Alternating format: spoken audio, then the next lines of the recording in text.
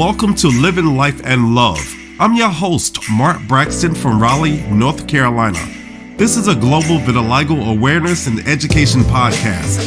You will hear the true and authentic stories from people living with vitiligo.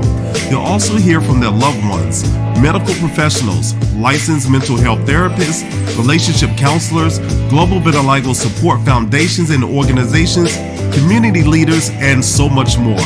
Sit back and enjoy living life and love. Once again, I'm your host, Mark Braxton from Raleigh, North Carolina. Welcome to Living Life and Love. I'm your host, Mark Braxton from Raleigh, North Carolina. So today, it's just going to be me. I don't have a guest, but I'm going to share some updates regarding the vitiligo community and my own journey with vitiligo. So let's start. This is June 1st, actually. And this is the beginning of Vitiligo Awareness and Education Month. I always like to add "and education" because we understand people are aware of vitiligo or aware of the condition, but they're not often educated about the challenges of living with vitiligo, about what vitiligo is and what it isn't. Some people are not educated on the fact that vitiligo is not contagious. Some people are not aware of how many people in the world. They said 1%. It could be 0.5 to 1%. Sometimes we think that number could be larger because there are a lot of people that have vitiligo, but they can live in the world where nobody ever knows. Their vitiligo could be in places that you can't see. There are different types of vitiligo that could be only in the nasal passages, sometimes just in the mouth, around the mouth, sometimes within the reproductive area of people. So there are people in the world that live with vitiligo, but you may never know unless they come out to join a community and share that this is what they have. So that number, we still stick with 1%, but it could be closer to 2%. We really don't know. Just some updates regarding vitiligo in itself. Opsilor is still going strong in terms of treatment. And it's interesting because I've had a conversation with several people. I find that there are a lot of people who are knowledgeable about the treatment of vitiligo. However, they have never gone to school. They've never done research regarding vitiligo. They have never had any experience with the pharmaceutical companies or anything. And I say that because, when you are dealing with or interacting with people on social media, people tend to have these theories about what's going to solve your vitiligo. And, if you change the way you eat, your vitiligo will reverse itself. And it's like, yes, I could get healthier that way. Yes, maybe it will stop it from spreading as much. However, the underlying factor with vitiligo is an autoimmune condition in which my immune system is overacting and it's attacking my melanocytes in my body, therefore removing the color. Some people say stress. Yeah, I can almost agree with stress. I'm a school teacher and I work in a stressful environment sometimes. Teaching can be stressful, not necessarily with the students. Sometimes it could be the curriculum. It could be just, sometimes the time management because you have so many other things that you have to do. It could be what we're seeing happening within our own country regarding education and the changes that are happening with funding and programs possibly being cut. So yes, all those things are stressful, very much so. But yes, stress, I do feel like is a big factor to vitiligo spread and maybe even the start of vitiligo. For some people, not for all. Hereditary, yes, there's some hereditary factors. Some of us do have vitiligo that runs in our family. That would be me. I have several relatives that have vitiligo on both sides of my family. So yes, I have it. My kids do not. But could they develop it? Yeah, it could happen at any point, at any time. Yeah, so these things can happen. And one of the things about vitiligo that people don't understand, vitiligo can develop at birth. Vitiligo can develop later in life. Vitiligo can be stable for a long time, then all of a sudden the spread changes. My hands are constantly spreading. As you can see with my hands, except when it disappears in the background, it's almost white. The feet almost white. I have hyperpigmentation on my neck here. But what's interesting, for years, I've only had one little spot. When I say years, like 20 years. I've had vitiligo for over 25 years. I just had this one little spot, but it is starting to creep up into my neckline. So I'm entering my next phase with vitiligo. And not only that, I've always had it around my mouth, but I'm noticing it is starting to spread more. And my latest journey with vitiligo, it is starting to creep into my eye. And that started as early as Thursday, actually. So I'm in a new phase of vitiligo because I don't know what it's going to do. So I don't know how much spread I'm going to get on my face. I'm watching the eye because, I can't stop it. But I am paying attention to it because I feel like this is the next step in my journey. That means I was fine for a minute, learning to live with it. And now as it's changing and evolving, I don't know how that's going to change and evolve me, and I find it interesting, it's starting to do its new step right in time for Vitiligo Awareness and Education Month, although it started at the end of May. And somebody asked me, would I get treatment? No, I support people who want treatment and or need it. But at this stage of my life, I'm not going to get it. What I'm going to do is get support and help to manage when I'm having those stressful moments, when I'm feeling overwhelmed, not just with vitiligo, but life in general. So that will be therapy. That will be staying close to the support community and family and friends, those type of things. For my journey, I think that's what's going to help me. Like I said, I support the treatments, but I don't want it. So going back to this month, in June. So yes, there'll be a lot of events happening, a lot of things happening around the world. We have several World Vitiligo Days happening. I know about the one in Canada, and we have the one here that's going to happen at the end of the month in Tampa, Florida. So that's what's happening. And for people that don't know what is World Vitiligo Day, what is the conference? Well, we get together. People from all over the world will come together to celebrate our victory over vitiligo and to provide support for people who still need that extra comfort, that extra push to say, you know what, we're here for you on your journey. Let's learn how to love you as you're living with this condition, and I think that's the biggest step.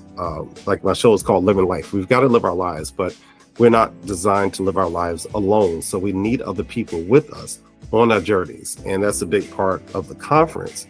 You have your family there.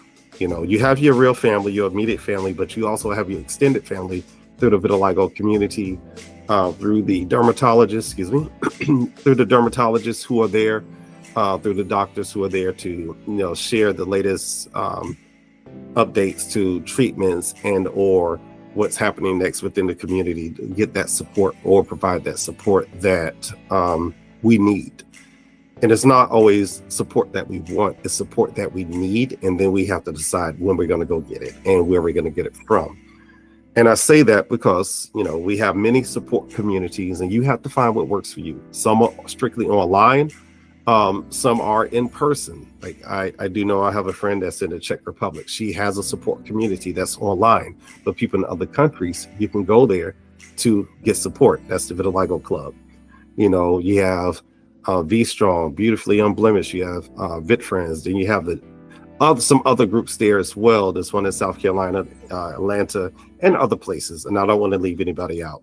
And there are also other organizations that are supporting us as well in our journeys and the different activities and projects we're doing. And then there's the Global Vitiligo Foundation, who co-hosts the World Vitiligo Day along with different states. And then you also have my vitiligo team that provides a social media outlet for people with vitiligo, just strictly people with vitiligo, so we can talk to each other and communicate without feeling the judgment of the community when somebody has to ask, well, what's wrong with your face? What's wrong with your mouth? What's this? What's that? And you have to explain. No, when we go to my vitiligo teams, we already know we've all lived the same condition. For North Carolina, so I am one of the leaders for the North Carolina Vitiligo Support Community. Katrina Christian is the other leader. And what we do with the North Carolina Vitiligo Support Community, we provide support, education, awareness, and anything else people need. We do provide activities as well for people in North Carolina. We have 4 central locations, but we'll go other places that somebody may need support. They ask us to reach out. So we have support currently in Charlotte, Fayetteville, Greensboro, and right here in Raleigh. But we'll travel to other places. We just had an event we participated in this past Saturday, and there was a young lady that said her aunt has vitiligo. She's in Oxford and wanted to know how we can connect with her. So we do have a social media presence through Facebook. We have a group there, but we'll do live events to connect with people from all over North Carolina. And then we do in-person events. We've done, movies, and we'll meet up from time to time to go eat somewhere. Everybody loves eating. Eating and socializing, it's all about the fellowship. But on June 14th in Charlotte, North Carolina, we're going to have a paint and fellowship class, art class. And it's not a paint and sip where we're not going to do that. It is a paint and fellowship, and I'll be teaching the painting class. And it's a great opportunity for us to relax, to forget about everything that's happening in the world and forget about our vitiligo. However, we will have some conversations about vitiligo, and there'll be people without vitiligo there, so we can educate them as well, teach them a little bit about the condition and who we are as people, because that's the big thing. We want people to notice who we are, and I often say it's not about what you look like on the outside, but it is about who you are on the inside that matters. And that's what I want people to see, who we are as people, because we may look different, but we live life on this planet just like everybody else. So that's coming up June 14th. Katrina and I will be on My Carolina TV. We are on there quite often. This will be our 5th appearance. So that'll be coming up towards the end of June, right before the conference starts. She'll be going to the conference this year. I'm not going to make it to the conference. However, I'll probably host a podcast or 2 around that time to talk about World Vitiligo Day and some of the facts behind it and how it got started and why we choose purple, why we choose that day. So there's a lot of information, good information that we can share. And then we're going to have another painting class, but it'll be in July. So although June is our month, we still do activities throughout the year because advocacy and support never stops. And then we are going to go down, actually tomorrow, we're going to head downtown Raleigh to get our proclamation and take pictures with some of the people downtown and like the mayor and a few other elected officials. And then throughout other cities in North Carolina, we're receiving our proclamations and support for June being Vitiligo Awareness and Education Month. So yeah. So it's a lot going on. It's a lot happening. Good things. I can't say bad things at all. There's no bad things happening. Even with my new change, adjustment, I can't always say it's a bad thing. I can say good things are going to come from it. It just means that I might have to adjust a few things in my life based on how I see myself. But I can tell you right now,